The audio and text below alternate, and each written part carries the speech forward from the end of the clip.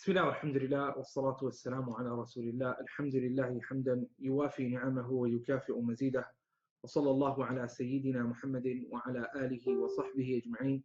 اللهم علمنا ما ينفعنا وانفعنا بما علمتنا وزدنا علما يا كريم. رب اشرح لي صدري ويسر لي أمري واحلل عقدة من لساني يفقه قولي. رب زدني علما رب زدني علما رب زدني علما.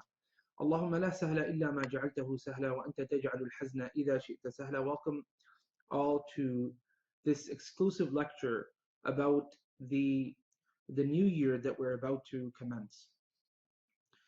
And what I mean by the new year, when I say the word new year, you might think, well, we've already gotten through the new year and we're actually several months through the year, and we're awaiting the next year. We're awaiting 2018. But what I really mean by the new year over here is the new Hijri year, okay? Because of the fact that in our times we conduct ourselves in offices, at work, and other places, primarily through the Gregorian calendar, we sometimes lose track of our Islamic calendar, the Hijri calendar, right? And it's quite important for us as Muslims to continuously connect ourselves with this particular calendar. And the reason for that is because Allah subhanahu wa ta'ala wished for us to be connected to this calendar. The difference is, one of the two calendars, there's a number of differences, but one of those differences, one of the two calendars is based on the solar year, and the other calendar is based on the lunar year, okay? So now, of course, when there's a lunar year, it's obviously going to be slightly shorter than the solar year, and that's the case with the Hijri calendar. It's obviously a slight bit shorter, a few 10 odd days shorter every single year than the solar calendar, the Gregorian calendar, which we use 2017, 18, 16, 15, before that, and so forth, right? So we are now about to commence 1439 of the lunar Hijri calendar that was marked by the hijrah of the Prophet ﷺ to Al-Madinah. And the reason why I stress the importance of recognizing the differences between these two calendars is because in Islam, our calculation of the year, okay, the yearly cycle is done based on the lunar calendar. However, our calculation of every single thing related to the day is based on the sun, based on the solar system, right? Based on the day and the night and so forth. And so Allah subhanahu wa ta'ala gave us two signs, and He actually tells us of this in more than one verse. One of those verses is in Surah Al-Isra. Allah subhanahu wa ta'ala says, وَجَعَلْنَا اللَّيْلَ وَالنَّهَارَ آيَتَيْنِ, and we made the night and the day two signs, okay? So He gave us two signs. And in another verse, Allah expands on this a bit more, saying, هُوَ الَّذِي جَعَلَ الشَّمْسَ ضِيَاءً وَالْقَمَرَ نُورًا وَقَدَّرَهُ مَنَازِلَ لِتَعْلَمُوا عَدَدَ السِّنِينَ وَالْحِسَابَ. He is the one who has made the shams, the sun, very, very powerful light. ضِيَاءً. He's given the sun a very, very powerful, strong, sharp light. Okay? وَالْقَمَرَ نُورًا. And He's given the qamar, the moon, a very soft light. And then He says, وَقَدَّرَهُ مَنَازِلَ. And He made for it specific phases that it goes through. Sometimes it's a full moon, sometimes it's a half moon, sometimes it's a crescent, and so on and so forth. So Allah subhanahu wa ta'ala says Allah has made for it different manazil. لِتَعْلَمُوا عَدَدَ السِّنِينَ وَالْحِسَابِ. And the reason why He's done that is so that you know the عَدَدَ السِّنِينَ وَالْحِسَابِ, so that you recognize the number of days, years, right? So you know which year we're in, whether we're in 1432, 3, 4, 5, 6, 7, 8, or perhaps, as we're going to be commencing very soon, 9. Okay, so Allah subhanahu wa ta'ala made the moon in that way, where it goes through different phases, where it is essentially very small or barely noticeable by the naked eye in the beginning of the month, and then it appears gradually until in the middle of the month it becomes fully apparent, and then it slowly decreases in size as well, again, until it disappears altogether. So Allah says the reason why He's done that to the moon is so that you know the numbers of the years that you happen to be in, okay? So if you notice, there's a difference between the sun and the moon in this regard, right? The sun, it's pretty much the same, at least to the naked eye, throughout the year, right? So you can't really tell the difference in terms of which part of the month you're in. But Allah says, I've made the moon such, I've given it manazil, so that you're able to tell the year apart. You're able to tell that difference. Wal-hisab, and also so you're able to calculate what? You're able to calculate all of the things that you need to calculate, including your fast, including the breaking of your fast, including your hajj, including your zakat. All of these things are based around the lunar calendar, right? Including everything that you may vow. If someone says, I'm going to vow to fast for 1 year, where are you going to decide how much that 1 year is? Is it going to be solar or lunar? Naturally, it goes to the lunar, because everything in Islam is generally conducted within the lunar calendar. Similarly, expiations, a number of expiations related to where time is involved. Similarly, the iddah of a woman after she's divorced, or after she's divorced. So how do we calculate that iddah? It's obviously going to also be calculated by the lunar calendar as well. Within this lies the importance of us in interacting with this particular calendar, with the lunar calendar. And another factor is that it is part of our heritage, right?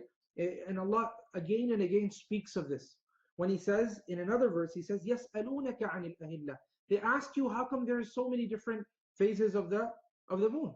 So the Prophet when he's being asked, Allah subhanahu wa ta'ala replies, He says, قُلْ هِيَ مَوَاقِيتُ لِلنَّاسِ وَالْحَجِّ. Tell the people that this is mawaqit, this is your timings, right? Wal-hajj, this is the timings for the people, and also this is how you recognize the dates for al-hajj as well, okay? So there is a significance of us connecting ourselves to this particular calendar. And within this calendar, within the Hijri calendar, within the lunar calendar, within the days that we know based on the Hijri months, Muharram, Safar, Rabi'ul Awwal, and so on, all the way till all 12 of them, right? Of course, there are 12 months in both calendars, but as I said, the size is different because the lunar calendar is shorter, okay?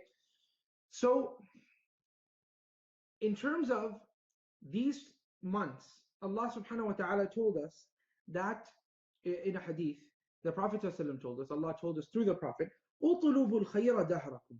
Go and look for the goodness throughout your entire year, okay?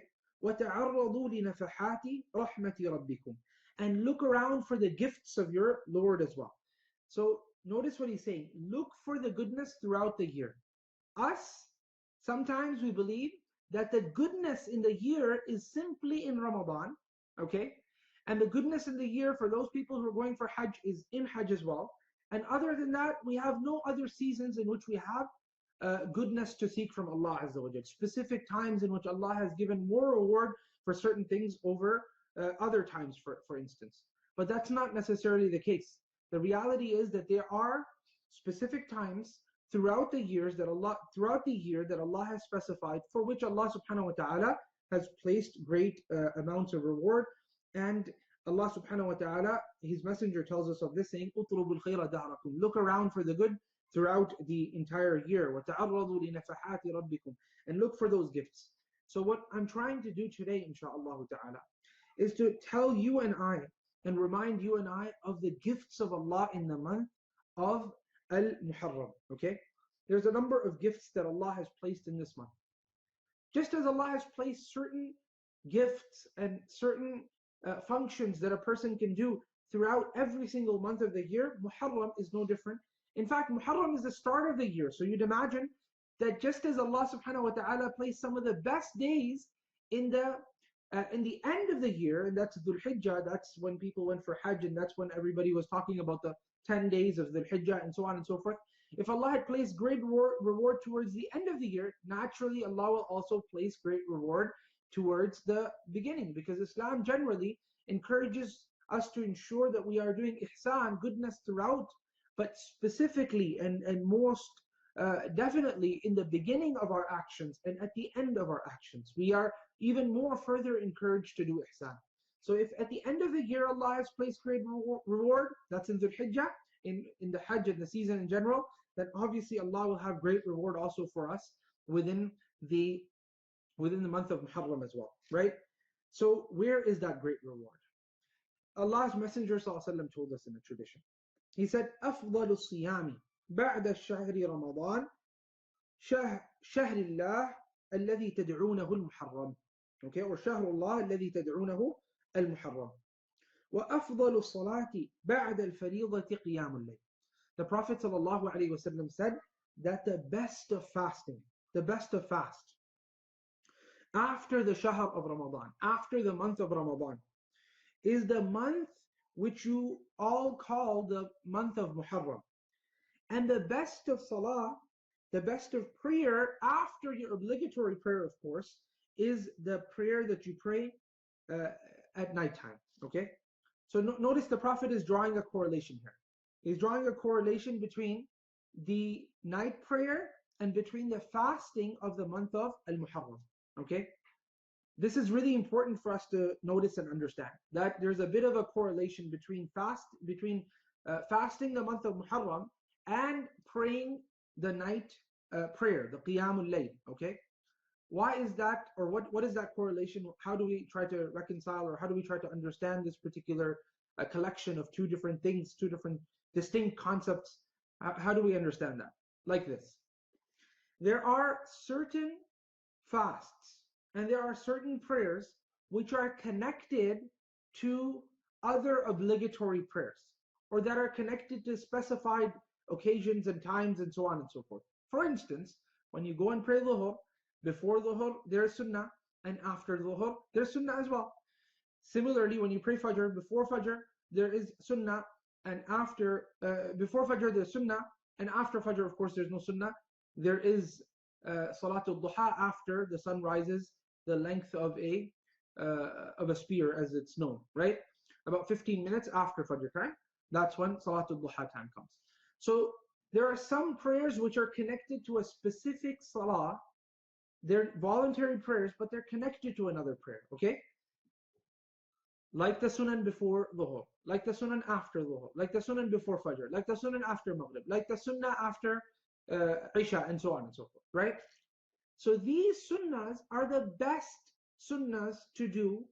And on top of this whole list is, of course, witr. Witr is the best prayer that you can pray, and that is not obligatory, okay?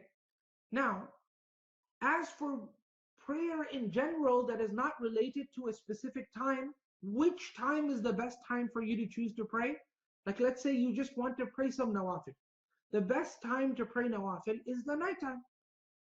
Similarly, there are some fasts that Allah has placed before the month of Ramadan, before the obligatory fast, and after the month of Ramadan, kind of like Allah subhanahu wa ta'ala placed sunnah before Dhuhr and sunnah after Dhuhr, right? So those fasts are considered very, very encouraged because they're related to this actual obligatory fast almost. And that's why the Prophet ﷺ used to fast in Sha'ban so much so that some would say that it's as if he's fasted the entire month. And the Prophet ﷺ encouraged us to fast after Ramadan in Shawwal as well for 6 days. But if you want to talk about the best season to just voluntarily fast, other than those which are correlated to obligations, then the best season for fasting is the season we're about to commence, insha'Allah ta'ala, at Maghrib time, today, bi'idhnillahi ta'ala. And that is the month of Al-Muharram. That is the month of Al-Muharram. Because the Prophet ﷺ said, أَفْضَلُ الصِّيَامِ بَعْدَ شَهْرِ رَمَضَانِ. The best of fast after the month of Ramadan is the fast of the month which you call Al-Muharram. And Allah's Messenger called this Shahrullah, the month of Allah. Keep that in mind, okay? The month of Allah. Now, whenever the Prophet, or whenever Allah Himself attributes something to Allah Azza wa Jalla Himself, that means that Allah Subhanahu wa Ta'ala is trying to tell us that this is a very magnificent, this is a very, very magnificent matter, whatever it is that's being discussed. So if Allah is talking about the she-camel that is found in the Quran, Allah says, Naqatullah, right? Similarly, when Allah Subhanahu wa Ta'ala wants to tell us how grand or how serious the fire is, Allah tells us it's Narullah. Similarly, when Allah wants to tell us the magnificence of the house of Allah, Allah tells us that it is the Bayt of Allah, right? The Prophet ﷺ tells us also that it is the house of Allah Azza wa Jal, i.e. this is a very serious place. It's not a place where it's a very, very magnificent place. So similarly, this month here is a very magnificent, this month is a very virtuous, this month is a very great month. For that reason, Allah's Prophet ﷺ said, Shahrullah, the month of Allah, الذي تدعونه المحرم, the one that you all like to call al-Muharram. So it's the month of Allah. Now that we know that this is the month of Allah, let's look at the one deed that the Prophet ﷺ singled out for this month. He said the best of fast after the fast of Ramadan is the fast of this month. And we know that the Prophet told us that the fast is also a deed which is the reward of which is directly designated to Allah. So Allah's Prophet ﷺ told us that Allah said that as-sawmu li wa ana ajzi bihi, that the fast is for me. Okay, so he attributed it to himself. So the month is attributed to Allah Azza wa Jal. The deed which Allah had designated for this month is also attributed to Allah Azza wa Jal. And hence the type of reward that a person will be getting for fasting during this month is definitely and of a surety very, very, very great. And Al-Hasan al-Basri, he used to say that Allah Azza wa Jal started off the year with a haram month, meaning with a sacred month. And similarly, Allah finished off the year with a sacred month. And there is not a single month after Ramadan. فَلَيْسَ شَهْرٌ فِي السَّنَةِ بَعْدَ شَهْرِ رَمَضَانِ أَعْظَمُ عِنْدَ اللَّهِ مِنَ الْمُحَرَّمِ. There's not a month in the entire year after Ramadan, which happens to be as a whole month, not specific days, which happens to be greater near Allah Azza wa Jal than Al-Muharram, of course, after, as I said, Ramadan. And that's something that we found also in a hadith in As-Sunan Al-Kubra, As-Sunan Al-Kubra of An-Nasa'i, that the Prophet ﷺ was asked, أَيُّ اللَّيْلِ خَيْرٌ, which part of the night, O Prophet of Allah, which part of the night, O Prophet of Allah, is the best? وَأَيُّ الْأَشْهُرِ أَفْضَلُ, and which part or which one of the months, O Prophet of Allah ﷺ, happens to be the best? So the Prophet ﷺ said, خَيْرُ اللَّيْلِ جَوْفُهُ, the best of the night happens to be the middle of the night, okay? And the best of the months happens to be the month which you all call Al-Muharram. So we've now decided that the best of the months after the month of Ramadan to fast as a season, kind of like the best part of the day to pray is nighttime, the best of the seasons to fast is this particular month, which is the Al-Muharram, which is the first month of the Hijri calendar. And this particular month, as it commences, it's a very, very important time of the year, because this is where everybody's starting their lives all over again, pretty much, right? It's the beginning of the year. It is a time, by the way, this is a time of reflection, because you have to think about the fact that a year of your life has passed. It's not necessarily a time of celebration. That's not what we're calling to, but it is a time of importance in terms of reflection. So we reflect about the fact that an entire year of our life has gone. And what exactly is it that we've done within this particular year that has come to pass?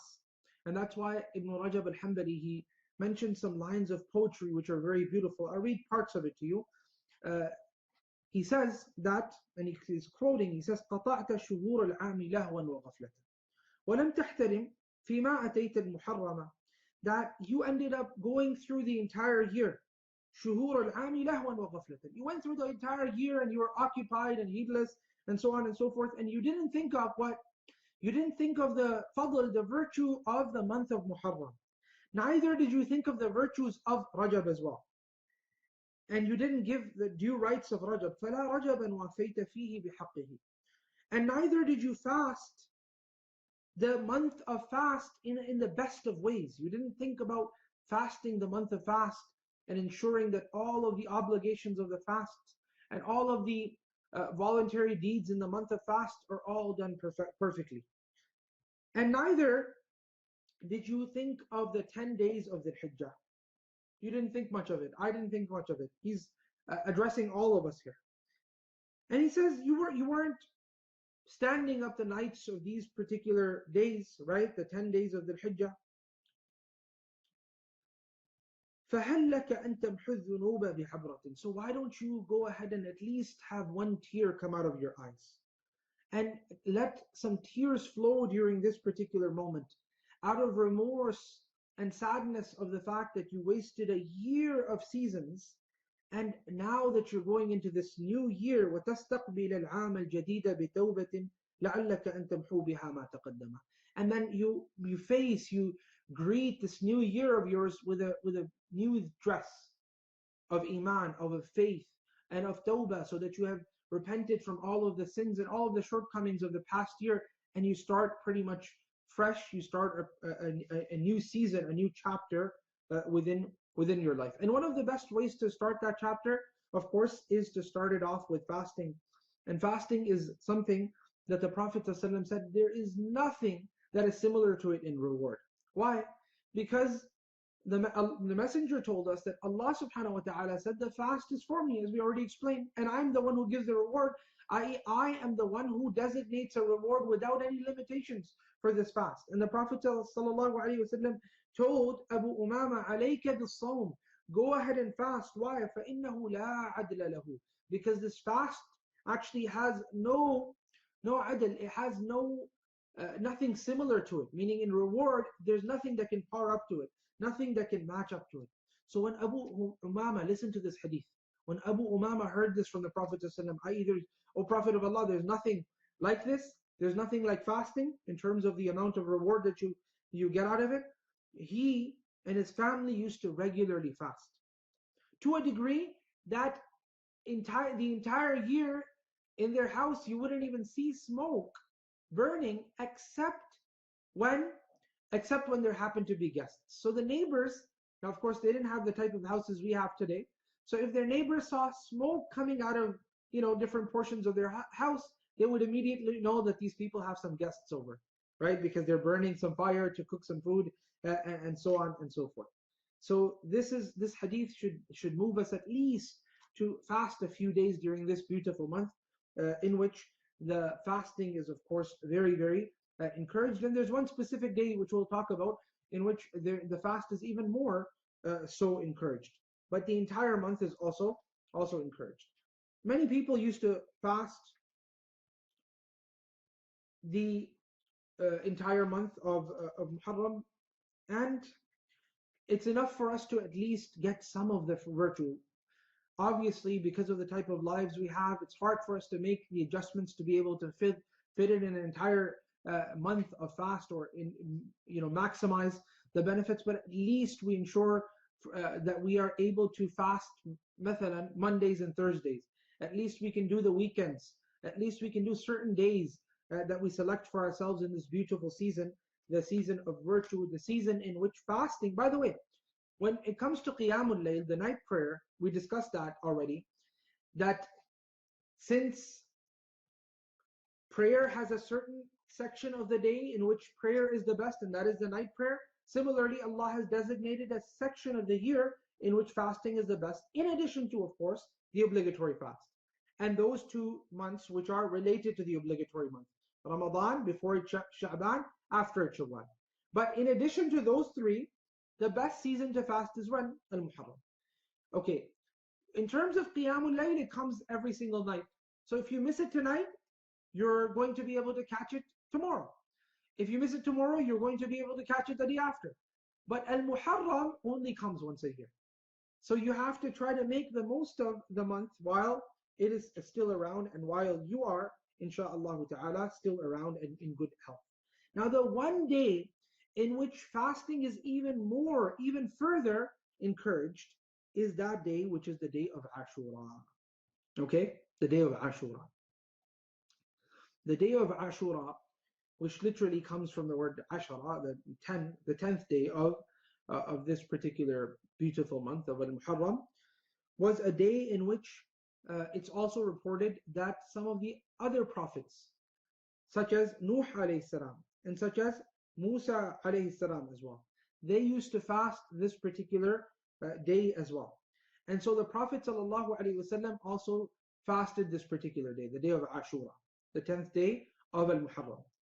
In fact, he used to fast this day even before he moved to Medina.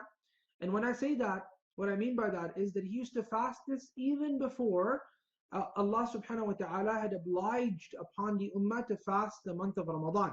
So the Prophet ﷺ was fasting Ashura even before he had traveled to Medina. Okay?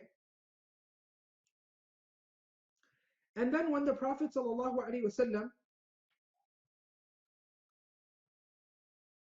came to Medina, he also continued to fast this. However, when Allah subhanahu wa ta'ala sent down the ruling of fasting the month of Ramadan, the Prophet ﷺ, then he told people that it is up to you. If you'd like to fast, you can fast. And if you don't, then you don't have to fast anymore. So after that, the Prophet ﷺ didn't command people. Before that, after he moved to Medina, that is, he would essentially command people. In addition to the fact that he was fasting before he moved to Medina, when he got to Medina, he was also now commanding people to go ahead and hold this fast as well, as in his companions. Some of the scholars, they said it was actually obligatory to fast the day of Ashura for the Sahaba essentially. Some said it was mustahab, very, very encouraged, but others said it was obligatory to fast the day of Ashura. But when the obligation of Ramadan came, then Allah's Messenger ﷺ said to the people, whoever wants to fast can do so. Whoever doesn't want to fast doesn't have to, but still it remained an encouraged fast. And I'll tell you the great favor of Allah Azza wa Jal upon the ummah for placing a great virtue and a great reward within this fast, inshaAllah ta'ala, just in a little while. So hang in there. But before we go there, the Prophet ﷺ was walking in Medina. And as the Prophet ﷺ was walking in Medina, he noticed that some of the people from amidst the Jews were fasting the day of Ashura. So the Prophet ﷺ wanted to see. Remember, he already knew about Ashura because even Quraysh had said that they themselves used to fast. Ashura as well in al-Jahiliyyah, before in the pre-Islamic times. But he wanted to just see what the Yahud have to say, what the Jews had to say. So he asked them, "Ma hadha al-yawm alladhi tasumunahu?" What's this day that you all fast as well?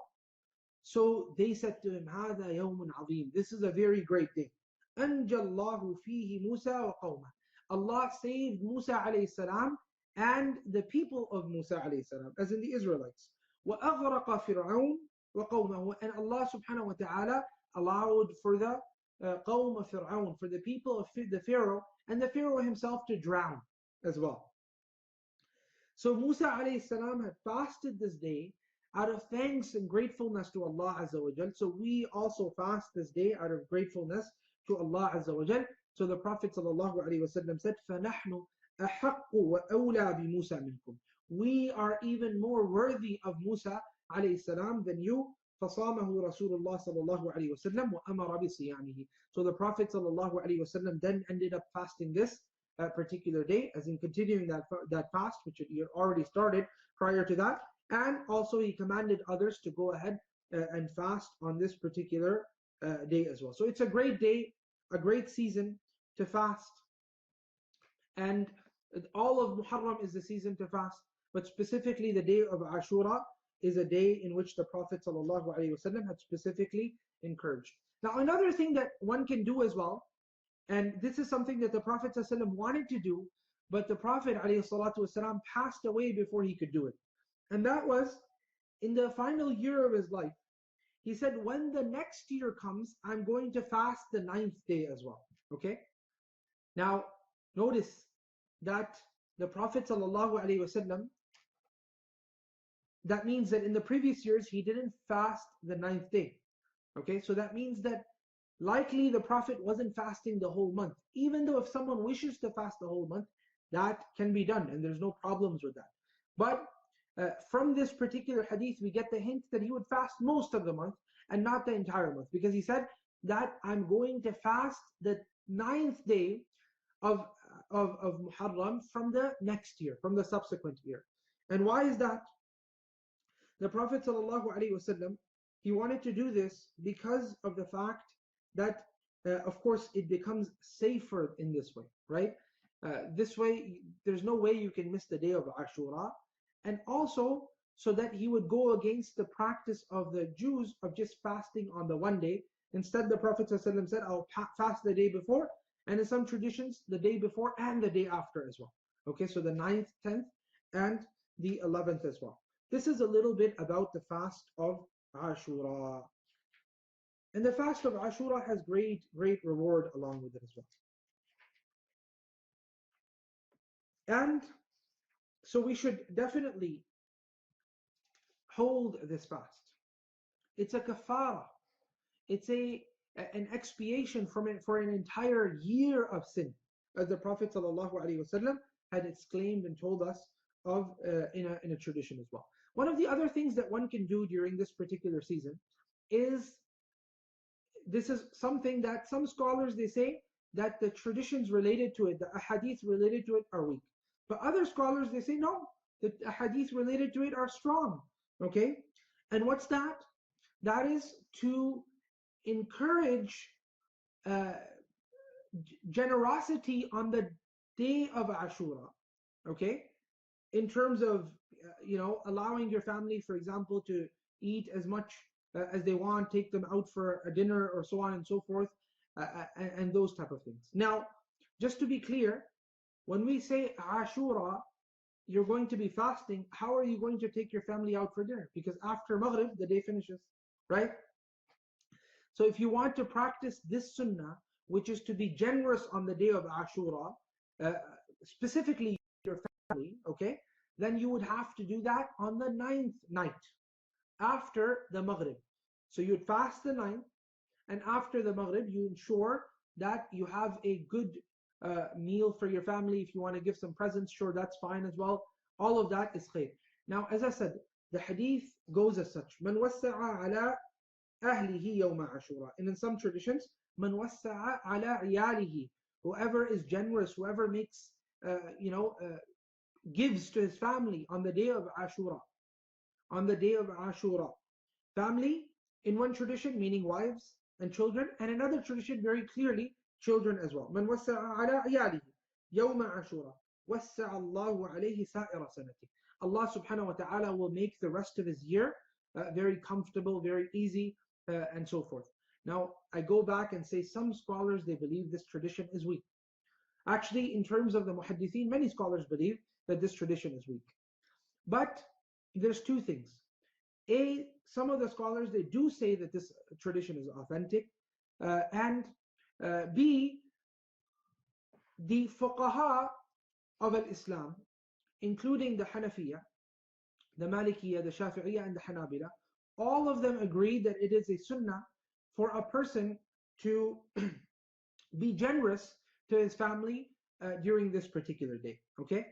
So though the chains of some of the traditions are weak, and some people very extensively try to link this to this practice to some deviant groups and so on and so forth, but to be honest, that attempt to link this practice to deviant groups is a false attempt, and there's no substantial information that we have in order for us to accept and validate this claim. Okay, because we have these traditions and we have Sunni scholars from the Hanafiya, the Malikiya, the Shafi'iyya, and the Hanabila, all of them agreeing that this particular practice is a sunnah. So how can we then attribute it to some foreign groups, to Sunni Islam?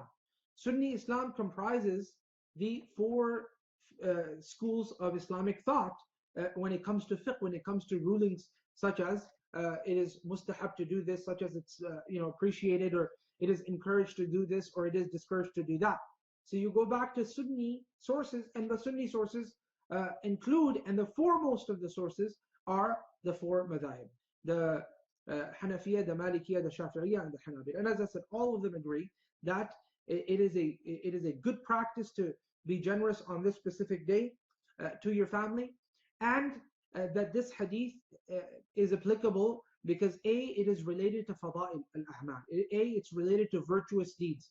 Now, when it comes to virtuous deeds, you don't have to be as rigorous in terms of hadith authentication. That's number one. Number two, there are some scholars who've actually authenticated the tradition as well, such as Imam as-Suyuti. So considering those two factors in the form of madhab, we say that it is an encouraged practice for a person to,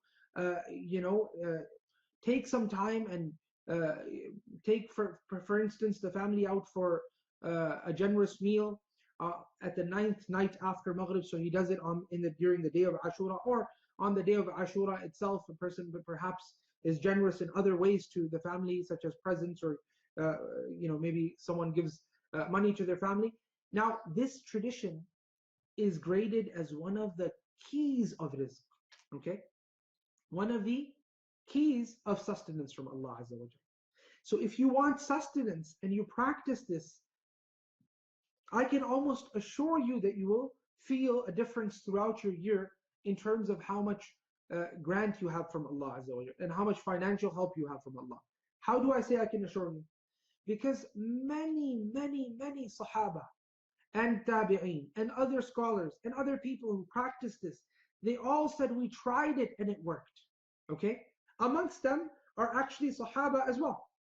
Amongst them is Jabir from amongst the Sahaba. Amongst them is Sufyan ibn Uyayna, who said, I tried this for 50 years and it worked.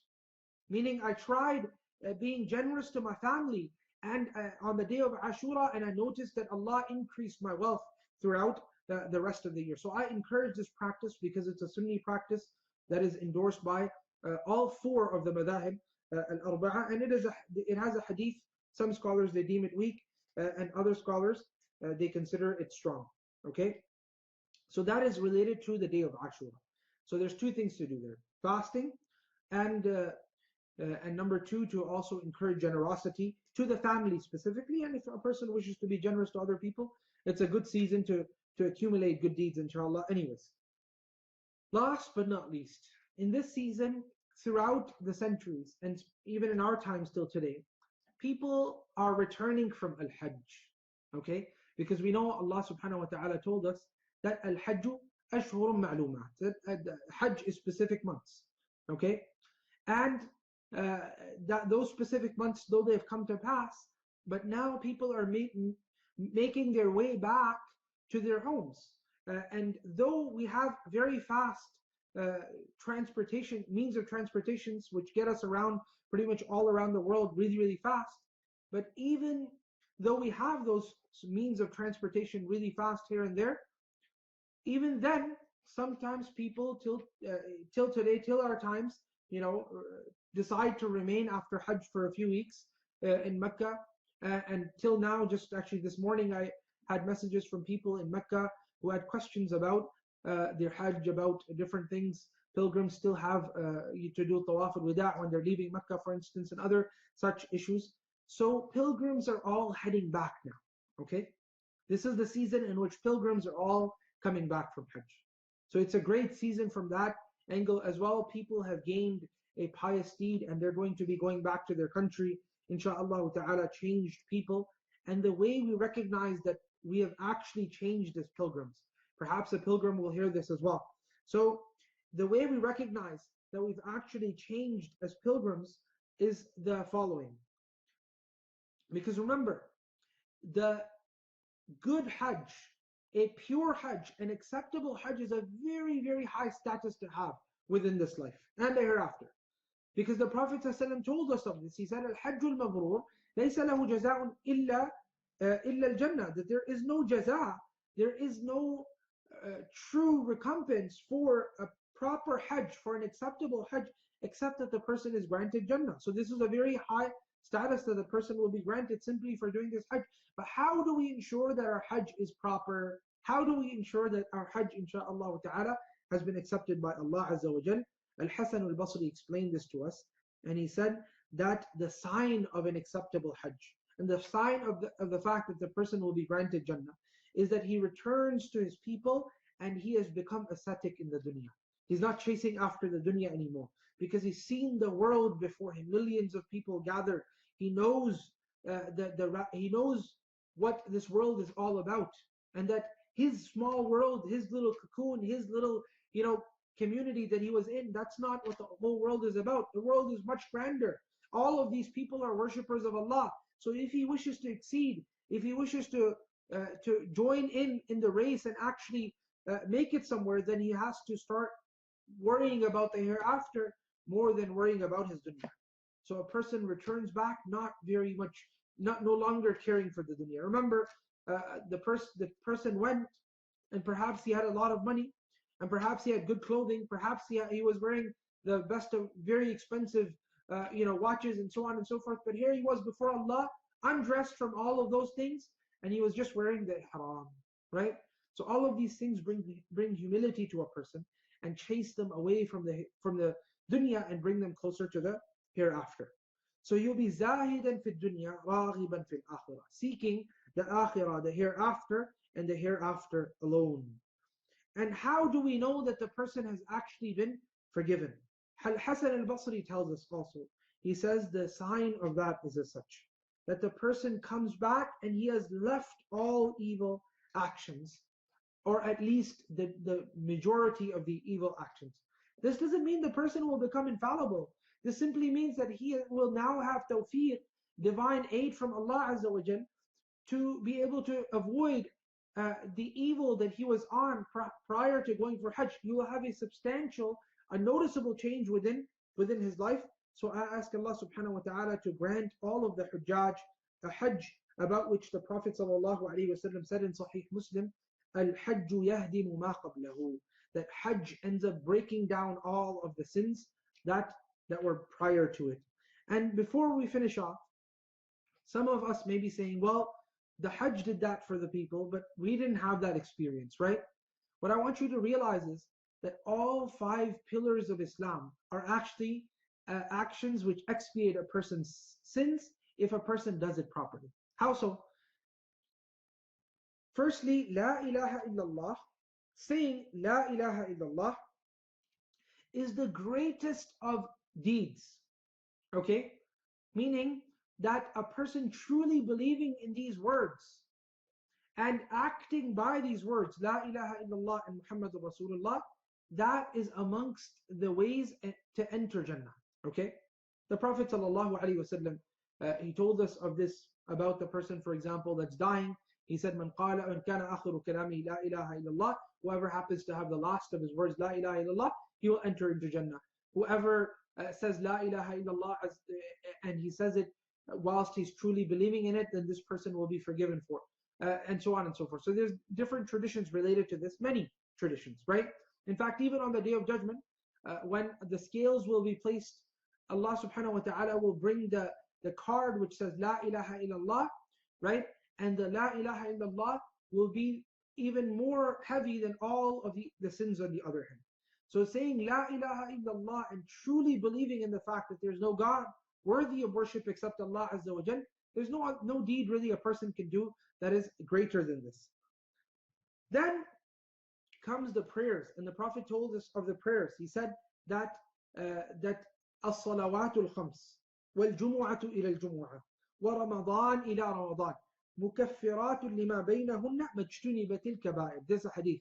The Prophet sallallahu alaihi wasallam told us that the 5 daily prayers, similarly praying between Jumu'ah and another Jumu'ah, like praying Jumu'ahs, and also the fast of Ramadan, doing that fast and then going to the next Ramadan and doing the fast of that Ramadan, all of them expiate the sins that happen to be between them. So if a person is continuously occupied in fulfilling these obligations, even if he didn't have the opportunity to do Hajj, inshallah, there's great reward in these and great opportunities to ensure that Allah expiates our sins, bi'idhnillahi ta'ala, raises our status. So I ask Allah subhanahu wa ta'ala to raise our status, and I ask Allah subhanahu wa ta'ala to grant us the blessing of worshipping Him in this new year in a way that we hadn't worshipped before, rather in a way that will continue to get better as the years pass within our lives. Insha'Allah ta'ala, jazakumullahu khairan for listening. Wa sallallahu ala sayyidina Muhammadin wa ala alihi wa sahbihi ajma'in. Wassalamu alaikum wa rahmatullahi wa barakatuh.